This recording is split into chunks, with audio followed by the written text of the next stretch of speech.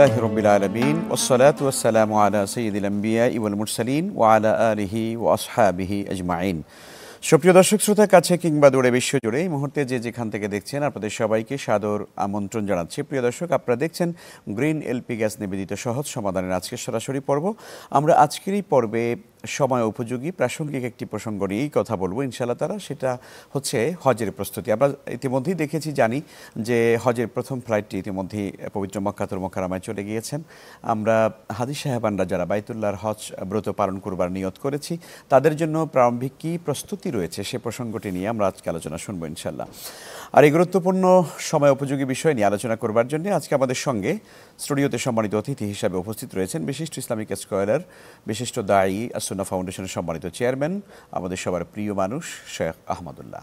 আসসালামু আলাইকুম ওয়া রাহমাতুল্লাহি ওয়া বারাকাতুহু। ওয়ালাইকুম আসসালাম। শেখ, কেমন আছেন? আলহামদুলিল্লাহ। আলহামদুলিল্লাহ, স্বাগত আপনাকে।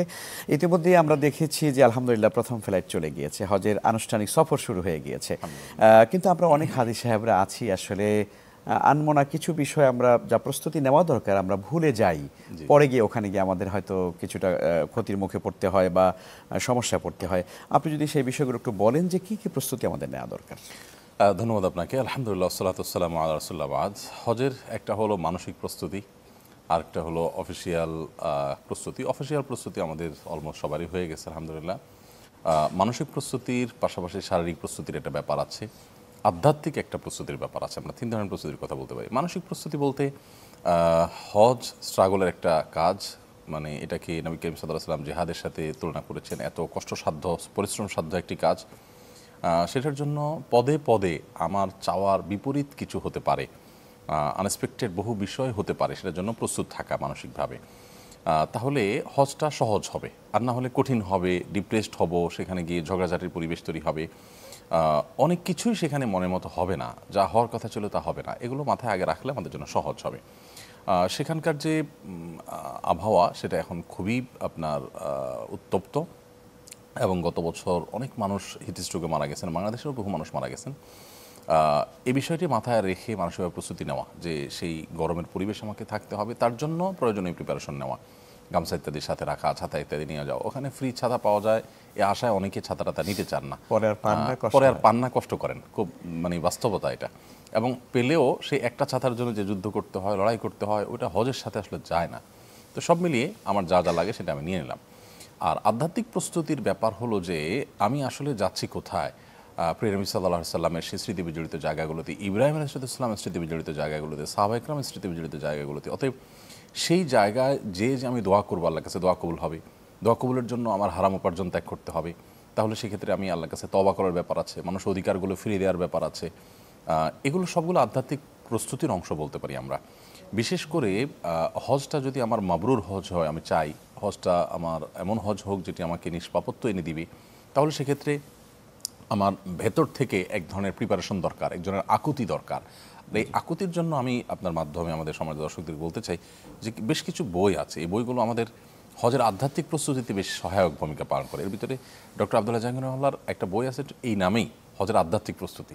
খুব ছোট্ট ছোটি বই, কিন্তু অসাধারণ, আমাদের পুরো ভেতরের জগৎটাকে অন্যরকম করে দিবে। মানে হজে আমি যাচ্ছি, এটা গতানুগতিক কিছু প্রসিডিউর করা বা কিছু আপনার ফর্মালিটিস মেনটেন করার নাম হবে না, এটাকে আমি এনজয় করব, এটা বোঝা হবে না, এটা মজা হবে ইনশাআল্লাহ।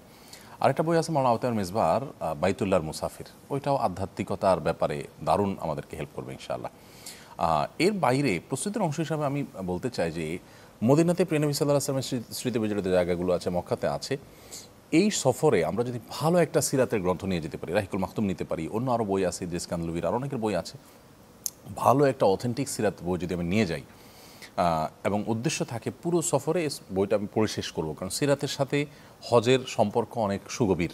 সো আমি সিরাতের বই যদি পড়ি আমি মজা পাবো এবং এটা আমার রপ্ত হয়ে যাবে। ওই জায়গাগুলোতে মানে গিয়ে গিয়ে পড়লে জায়গার সাথে ইতিহাস রিলেট করা সহজ হবে, সহজ হয় এবং তাজা তাজা থাকবে, মাত্রই পড়লাম এখন আবার সে জায়গায় গেলাম। আরেকটা ব্যাপার হলো যে হজের সফরে কিন্তু 38 দিন 40 দিনের যে বিরাট সফরে পর্যাপ্ত আমাদের কাছে হাতে সময় থাকে।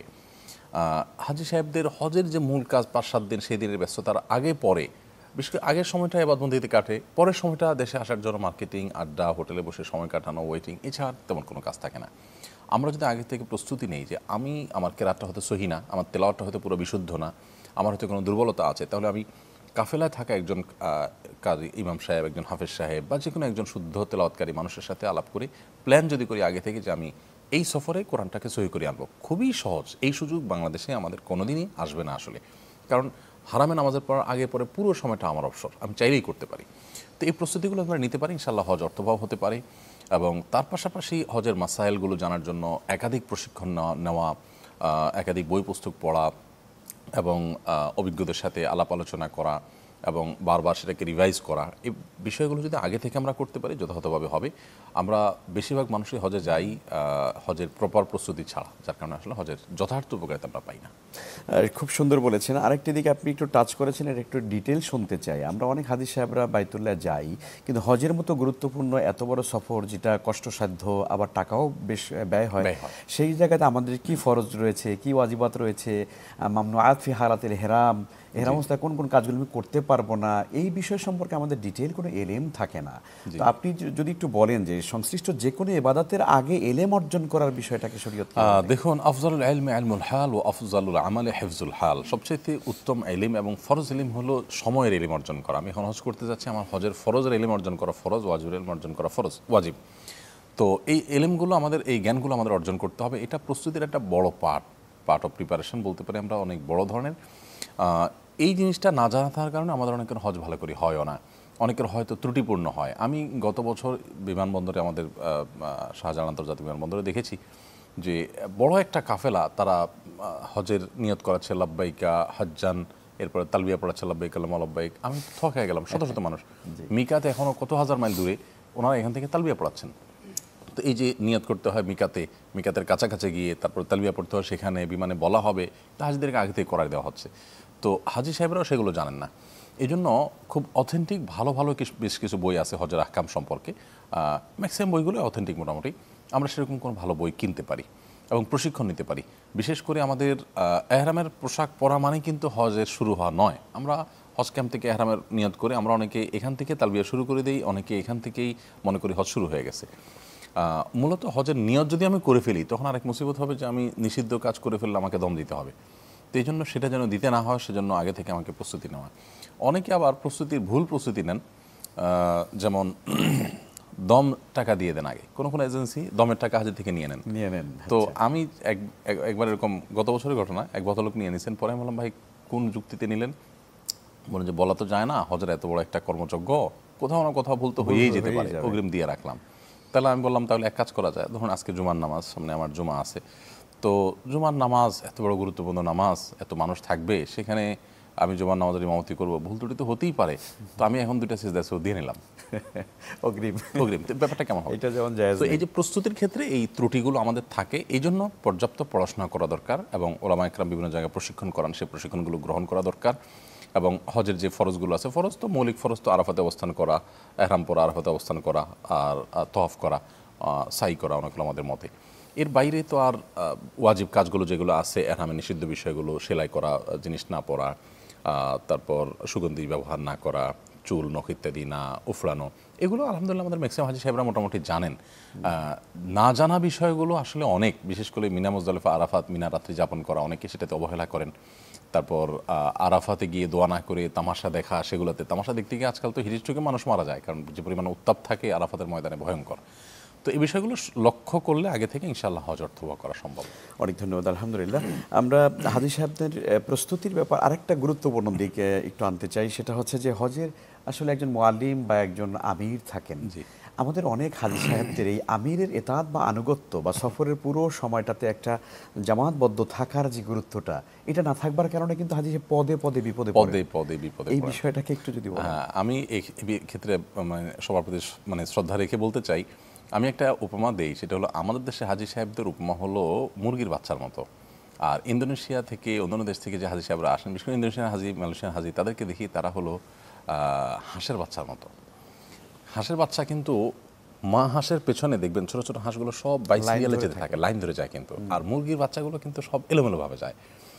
বাংলাদেশে হাজি ধরেন 50 জন 60 জনের একটা কাফেলা গেছে এখান থেকে, আরাফাত থেকে মুজদালিফায় তো বাসে আসছে, মুজদালিফা থেকে একেবারে জামরাতে এসে, জামরাত থেকে মক্কা পর্যন্ত এসে আবার তাঁবুতে ফিরে যাওয়া, একসাথে হয়েছে পুরো কাফেলার, আমার মনে হয় বাংলাদেশের ইতিহাসে একটা ঘটনা খুঁজে পাওয়া কঠিন হবে। এবং আপনি এই পুরো কঠিন কঠিন জায়গাগুলোতে বাংলাদেশের হাজিদের কোনো একদম বিচ্ছিন্ন হয়ে যায়। হ্যাঁ, সব বিচ্ছিন্ন। এই বিচ্ছিন্নতার একটা বড় কারণ হলো আপনি যে পয়েন্টটা বলেছেন, আনুগত্য না থাকা। আরে আমি কি কম বুঝি নাকি? আমি 1912 সালে আসছিলাম একবার, আমি জানি 12 সাল আর 24 সালের ভিতরে যে আসমান জমিন পার্থক্য হয়ে গেছে, ওখানে যে প্রতিনিয়ত চেঞ্জ হয় তাই না। এরপর ধরা খায় বলি হাজির সাহেব আমি তো অমুক জায়গায় আছি, এখন আমার নিয়ে যান। তো পদে পদে হয় আনুগত্য না থাকার কারণে। এবং আমির যদি অযোগ্য হয়, তিনি যদি নাও বুঝেন, তারপর দিন শেষে তাকে সুপরামর্শ দেওয়া এবং তার আনুগত্য করা, এটার গুরুত্ব না বোঝার কারণে আমাদের কিন্তু পদে পদে অসুবিধা হয়। এবং সেখানকার অনেকগুলো জিনিস আছে যেগুলো আসলে আমাদের মুআল্লিমদের হাতে থাকে না। আবার কিছু আছে মুআল্লিমরা ইচ্ছাকৃত হাজিদেরকে কষ্ট দেয় সামান্য স্বার্থের জন্য। তো এই জিনিসগুলো পার্থক্য না বোঝার কারণে, ধরুন তাঁবুতে আপনি যাবেন, তাঁবুতে আপনার বাস আসার কথা 8টায়, রাত 8টায়, তো সেটা আসতে আসতে দেখা গেলো রাত 2টায় আসলো, বা ভোর 2টায় আসলো, 3টায় আসলো, আপনি তখন চিল্লাচিল্লি করলেন। আসলে এই জিনিসটা বাংলাদেশের এজেন্সির হাতেই না। এখন আমরা না জানার কারণে দেখা যায় যে আমরা সেখানে ঝগড়াঝাড়িতে লিপ্ত হয়ে যাই। আনুগত্যের ব্যাপারটা হলো যে আনুগত্য না থাকার কারণে ম্যাক্সিমাম জায়গাতে এয়ারপোর্ট থেকেই ভোগান্তিটা শুরু হয়। সবাইকে এক জায়গায় থাকতে বলা হয়েছে, উনি চলে গেছেন, ওনার জন্য সবাই কষ্ট পাচ্ছে। তো এগুলো মানসিকভাবে প্রস্তুতি নেওয়া যে আমি পুরো সফর জুড়ে ইনশাআল্লাহ শৃঙ্খলা পরিপন্থী কোনো কিছুই করব না। ইভেন হারামেও আপনি দেখবেন যেখানে পুলিশ না দাঁড়াতে নিষেধ করতে, সেখানে দাঁড়ায় যাচ্ছে। এক জায়গায় লেখা আছে এখানে জমজম পানি মহিলাদের পান করার জন্য বাহিরের সাইডে থাকে সাধারণত, এগুলো ওখানে সব দেখবেন পুরুষ দাঁড়ায় আছে। অর্থাৎ অনিয়ম বিশৃঙ্খলা যতভাবে করা যায় আমরা সবভাবে করি। আসলে হজটা তো পরিপূর্ণভাবে আল্লাহর সামনে নিজেকে আনুগত্য পেশ করার একটা নমুনা। সো সেখানে আমাদের আনুগত্যের কসরত এবং চর্চার আরও বেশি করা উচিত। অনেক অনেক শুকরিয়া আপনাকে। আমরা একটি বিরতির পর ইনশাআল্লাহ আপনার কাছে আবার আসবো। প্রিয় দর্শক শ্রোতা, আপনারা দেখছেন গ্রিন এলপি গ্যাস নিবেদিত সহজ সমাধান। সবাই হচ্ছে একটি বিরতির, ফিরে আসছি কিছুক্ষণের মধ্যেই, থাকুন আমাদের সঙ্গে।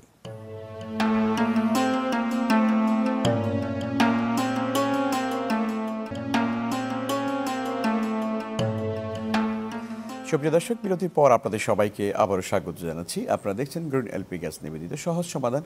আমাদের সঙ্গে আজকে সম্মানিত অতিথি হিসাবে রয়েছেন আপনাদের প্রিয় শেখ আহমদুল্লাহ। আমরা আলোচনা শুনছিলাম হজের প্রস্তুতি বিষয়ে। শেখ, আপনি যদি আমাদেরকে আরেকটু বলতেন, হাজি সাহেবরা যারা বাইতুল্লাহ যাচ্ছেন, একটা বড় অঙ্কের টাকা তাদেরকে ব্যয় করতে হচ্ছে, তো এটি কি একটি বড় প্রস্তুতি নয় যে আমি যে হজের মতো গুরুত্বপূর্ণ ইবাদতটা করব, সেটা যেন আমার হালাল টাকা দ্বারা হয়? সন্দেহাতীতভাবে আমরা কিছুটা ইঙ্গিত দিয়েছি যে হজের আধ্যাত্মিক প্রস্তুতির অংশ হিসাবে আমি সেখানে যে যাব, আমার দোয়া হবে, আমার দোয়া করব, আমি দোয়া কবুলের ব্যাপার আছে, হজ কবুলের ব্যাপার আছে, এগুলো সবগুলো নির্ভর করে হালালের উপরে। নবী করিম সাল্লাল্লাহু আলাইহি ওয়াসাল্লাম বলেছেন, ইন্নাল্লাহ তাইয়্যিব লা ইয়াকবালু ইল্লা তাইয়্যিব, আল্লাহ পবিত্র ছাড়া কোনো কিছু আল্লাহ তাআলা অ্যাকসেপ্ট করেন না। এবং এই দীর্ঘ হাদিসেই নবী করিম সাল্লাল্লাহু আলাইহি ওয়াসাল্লাম বলেছেন, একটা লোক অনেক দূর থেকে অনেক কষ্ট করে সফর করে আসেন মক্কায়, এলোমেলো চুল, তারপর ধুলায় দুসুর, তারপর ক্লান্ত শ্রান্ত, এরকম অবস্থায় সে এসে এত ত্যাগের পর বাইতুল্লাহর মতো দোয়া কবুলের মতো জায়গায় এসে দুহাত প্রসারিত করে আল্লাহর কাছে সে দোয়া করতে থাকে। বাহ্যিক দৃষ্টিতে মনে হয় যে এই দোয়া তো ফেরত হওয়ার কথা নয়। নবী করিম সাল্লাল্লাহু আলাইহি ওয়াসাল্লাম বলেছেন, আন্না ইউস্তাজাবু লিযালিক, কীভাবে এ দোয়া কবুল হতে পারে? এ দোয়া কবুল হওয়ার কোনো ওয়েই দেখছি না আমি, কারণ তার শরীর, তার দেহ, তার সম্পদ, তার সহায়, তার সব কিছু হারাম দ্বারা গঠিত হয়েছে। তো এই জন্য হজের প্রস্তুতির অংশ হিসাবে আমাদের হারাম থেকে নিজেদেরকে মুক্ত ঘোষণা করা, এবং সেটা এখন থেকে নয়, বরং প্রিভিয়াস যে হারাম উপার্জন আমি করেছি সেগুলো তার মালিকের কাছে পৌঁছে দেওয়া। মানুষের টাকা আত্মসাৎ করে থাকলে তাদেরকে দেওয়া, তাদেরকে না পেলে সেই টাকা সওয়াবের নিয়ত করা ছাড়া দান করে দেওয়া। এই প্রক্রিয়াটি সম্পন্ন করার আগে, এবং আমি হালালের উপর আমি আসবো বাকি জীবন, এটি তওবা করার আগ পর্যন্ত আমার হজ, আমার উমরা, আমার দোয়া কোনো কিছু আল্লাহ সুবহানাহু ওয়া তাআলার কাছে কবুল হওয়ার জন্য আশা করতে পারি না। তো এই জায়গা থেকে আমাদের প্রত্যেকটা মানুষের হিসেব করা দরকার। শেখ, আমরা আসছি, একজন দর্শক আছেন আমাদের সঙ্গে। দর্শক, আসসালামু আলাইকুম, আপনার প্রশ্ন করুন প্রস্তুতি পরিচয় দিয়ে। ওয়ালাইকুম আসসালাম। আমি জি, আমরা শুনছি। আমি মসজিদের সাথে জড়িত থাকলে কি নামাজ কবুল হবে? জি আর জি, মসজিদের ইমাম সাহেব যদি মার্কেট জমি রাখে, মার্কেটে নামাজ পড়লে কি নামাজ আমাদের হবে কি না? পরিপূর্ণ আপনার প্রশ্নটি ক্লিয়ার বুঝতে পারিনি। আচ্ছা আচ্ছা, সুদ খেলে কি নামাজ কবুল হবে কিনা, শেখ যদি বলেন। আমরা সে আলোচনাই করছিলাম, খুব প্রাসঙ্গিক কথাই, মাশাআল্লাহ। একজন সুদখোর মানুষ যিনি সুদের কারবারে লিপ্ত, তিনি সুদ খেলে তার ইবাদত বন্দেগী আল্লাহর কাছে কবুল হওয়ার কথা নয় হাদিসের বর্ণনা মতে। সো তাকে তওবা করে এখান থেকে ফিরে আসবে। তবে এর মানে এই নয় যে সুদ খাচ্ছেন তিনি, হারাম উপার্জন করছেন, এখন তিনি নামাজ কালাম আর পড়বেন না। তার নামাজ কালাম তিনি পড়বেন, কিন্তু আল্লাহ সুবহানাহু ওয়া তাআলার কাছে অ্যাকসেপ্টেবল হওয়ার জন্য তাকে এই রাস্তা থেকে ফিরে আসতে হবে। আর না হলে তিনি দায়মুক্ত হলেন, দায়িত্ব পালন করলেন, কিন্তু আল্লাহর কাছে অ্যাকসেপ্টেড হবে না। ব্যাপারটা এরকম যে কোথাও আমি লোনের জন্য দরখাস্ত জমা দিলাম, একটা হলো দরখাস্ত জমা দেওয়ার নর্মাল প্রসিডিউরই আমি ঠিক করলাম না, সেটা তো দরখাস্ত আমার গ্রহণই করা হবে না। আরটা হলো যে আমি সকল প্রসিডিউর ঠিকঠাক মতো করলাম, কিন্তু কর্তৃপক্ষ আমারটা অ্যাকসেপ্ট করবেন না, কারণ আমি অমুক কাজটা করেছি সেজন্য। তো যখন একজন মানুষ সঠিকভাবে নামাজ কালাম পড়েন, তখন তার নামাজটা কাগজে কলমে হয়ে যায়, আল্লাহর কাছে সেটা জমা পড়ে। বাট আল্লাহ সুবহানাহু ওয়া তাআলা সেটা অ্যাকসেপ্ট করবেন, ওকে করবেন তখনই যখন আমরা এই সুদের কারবার, হারাম উপার্জন, এই সমস্ত বিষয় থেকে বেঁচে থাকবো। এই জন্য সুদ তো আল্লাহর জমিনে সবচেয়ে বড় অপরাধ, যেটার উপর আজকে গোটা পৃথিবী দাঁড়িয়ে আছে, গোটা সভ্যতা আজকে বিনির্মাণ হয়েছে এটার উপরে। শয়তান জানে যে সবচেয়ে ভয়াবহ বিষয় কোনটা, অতএব ওইটাকেই সবচেয়ে অপরিহার্য বিষয় আমাদের জাতীয় জীবনে, আমাদের অর্থনৈতিক জীবনে সেট করে দেওয়া হয়েছে। এই জন্য সুদের এই করাল গ্রাস থেকে আমাদেরকে বেরিয়ে আসার চেষ্টা করতে হবে। সুদের চাইতে মানে হারামের তালিকার মধ্যে আরেকটা ভয়াবহ জিনিস পাওয়া যায় না, যেটাকে আল্লাহ এবং তার রাসূলের বিরুদ্ধে যুদ্ধের শামিল বলা হয়েছে। আল্লাহু আকবার। যেটা বলছিলেন আপনি হাজী সাহেবদের মানে অর্থনৈতিক যে পরিচ্ছন্নতা, আর্থিক পরিচ্ছন্নতা ছাড়া আমাদের হজ, আমাদের দোয়া কোনোটাই কিন্তু কবুল হবে না। এজন্য একজন ইমানদার হিসাবে আর্থিক পরিচ্ছন্নতার জন্য আমাদের প্রত্যেকের যার যার পুরো প্রোফাইল নিয়ে তাকে বসতে হবে হজের আগে, যে আমার আসলে উপার্জনের মধ্যে হালাল হারাম কি আছে কি না আছে। আল্লাহ সুবহানাহু ওয়া তাআলা কিন্তু কোরআনে কারিমে তার রাসূলদেরকে বলেছেন, ইয়া আইয়ুহার রুসুলু কুলু মিনাত তাইয়্যিবাতি ওয়া আমালু সালিহা, হে রাসূলগণ আপনারা হালাল ভক্ষণ করুন এবং নেক আমল করুন। এখানে কিন্তু আমরা দেখতে পাচ্ছি আল্লাহ সুবহানাহু ওয়া তাআলা নেক আমল করার নির্দেশ দেওয়ার আগে হালাল ভক্ষণ করার নির্দেশ করেছেন। আমরা বাংলাদেশের বাস্তবতায় দেখি বেশিরভাগ মানুষই আমরা হারাম উপার্জন করে, অবৈধ উপার্জন করে, বিভিন্ন দুর্নীতি এবং অনৈতিক কর্মকাণ্ড করে, সম্পদের পাহাড় গড়ে এরপর আমরা একটা বয়সে এসে হজ করে, ওমরা করে ভালো মানুষ হয়ে যেতে চাই। এটা যে ভালো মানুষ হয়ে যাওয়ার কোনো সঠিক পদ্ধতি নয়, সেটা আমরা অনেকেই জানি না। আল্লাহ সুবহানাহু ওয়া তাআলা সেজন্য তার সমস্ত নবী রাসূলদের জন্য কমন নির্দেশ জারি করেছেন, ইয়া আইয়ুহার রুসুলু কুলু মিনাত তাইয়্যিবাত ওয়া আমালু সালিহা, হে রাসূলগণ আপনারা হালাল উপার্জন করুন, হালাল ভক্ষণ করুন। এরপর আল্লাহ বলেছেন এবং আপনারা নেক আমল করুন। তাহলে নেক আমলের উপরও এই জিনিসটিকে আমাদেরকে অগ্রাধিকার দিতে হবে, প্রাধান্য দিতে হবে, আর না হলে সেটি কিন্তু আল্লাহ সুবহানাহু ওয়া তাআলার কাছে আমরা গ্রহণযোগ্য ইবাদত করেছি সেটি বলার কোনো সুযোগ থাকবে না। অনেক ধন্যবাদ আপনাকে। হাদী সাহেবদের যে পাথেও আমরা সংগ্রহ করি বাইতুল্লাহতে যাওয়ার সময়, অনেক কিছু নিতে হয়, ঘটিপাটি, কাপড় চোপড় ইত্যাদি, কিন্তু আল্লাহ সুবহানাহু ওয়া তাআলা কোরআনে কারিমে তাকওয়ার একটা পাথেও তিনি সংগ্রহ করতে বলেছেন। এটা বলতে আসলে আমরা কি বলছি? জি, খায়রা যাতিত তাকওয়া, আল্লাহ বলেছেন সবচেয়ে উত্তম পাথেও হলো তাকওয়া, আল্লাহ ভীতি। আল্লাহ ভীতির অনুভবটার সাথে নিয়ে যাওয়া, যে আমি আসলে হজ কেন করতে যাচ্ছি, আল্লাহ সুবহানাহু ওয়া তাআলা নির্দেশ করেছেন। দেখুন ইব্রাহিম আলাইহিস সালাম যখন কাবা পুনর্নির্মাণ করেছেন, আল্লাহ তাআলা তাকে বলেছেন ওয়াজ্জিন বিন-নাসি ফিল হজ, আপনি হজের ঘোষণা দিন। তিনি হজের ঘোষণা দিয়েছেন কোথায়? সাফা পাহাড়ে উঠে। আমি প্রায়শই বলার চেষ্টা করি যে সাফা পাহাড়ে উঠে যে তিনি ঘোষণা দিলেন, এই ঘোষণা গোটা বিশ্ববাসীর কাছে কীভাবে পৌঁছলো? তখন তো সোশ্যাল মিডিয়া ছিল না। তো সোশ্যাল মিডিয়ার এই যুগে না হলে আমি সোশ্যাল মিডিয়াতে একটা পোস্ট দিলাম, সারা দুনিয়াতে ছড়িয়ে পড়লো। তিনি সেখানে যখন ঘোষণা দিয়েছেন কোনো মানুষজন ছিল না, জনমানব শূন্য এই উপত্যকার ঘোষণা গোটা বিশ্বের প্রান্তে প্রান্তরে পৌঁছে দিয়েছেন আল্লাহ সুবহানাহু ওয়া তাআলা। অতএব সেই আল্লাহর ভয়, সে আল্লাহর প্রতি আল্লাহর আদেশ নিষেধগুলো মেনে চলার যে আপনার চেতনা, এই চেতনাটাই হলো তাকওয়ার চেতনা। আমি আমার পুরো জীবনটাকে পরিবর্তন করে নিষ্পাপত্ব নিয়ে আসব, সেই মানসিকতা নিয়ে সকল গুনাহ, সকল পাপাচার থেকে আমি সরে আসার সংকল্প নিয়ে আমি সেখানে যাব, এটাই হলো তাকওয়ার চেতনা। এটা যদি সাথে নিয়ে যেতে পারি, তাহলে আমার পুরো হজের প্রত্যেকটা কার্যক্রমে আমি উপভোগ করতে পারবো ইনশাআল্লাহ। অনেক অনেক ধন্যবাদ আপনাকে, শুকরান, জাযাকুমুল্লাহ খায়ের। আমরা আজকের এই পর্বে খুব সুন্দর কিছু পরামর্শ শুনেছি, যেগুলো আমাদের হাজী সাহেবদের জন্য পাথেয় হবে। আপনিও এবারে হজ যাবেন ইনশাআল্লাহ তাআলা, আপনার সফরও সুন্দর হোক, নিরাপদ হোক, সেই দোয়া আমরা করছি। প্রিয় দর্শক শ্রোতা, এই ছিল আমাদের আজকের আয়োজন। ইনশাআল্লাহ তাআলা যারা হাজী সাহেবান পবিত্র বাইতুল্লাহ যাবেন, তারা এই কথাগুলো মেনে চলবেন, এবং আল্লাহ তাআলা যাদেরকে বাইতুল্লাহ নেবেন, আল্লাহ তাআলা তাদের সবাইকে হাজ্জে মাবরুর নসিব করুন, সে আশাবাদ ব্যক্ত করে আপনাদের সবাইকে ধন্যবাদ জানিয়ে শেষ করছি। আসসালামু আলাইকুম ওয়া রাহমাতুল্লাহি ওয়া বারাকাতুহু।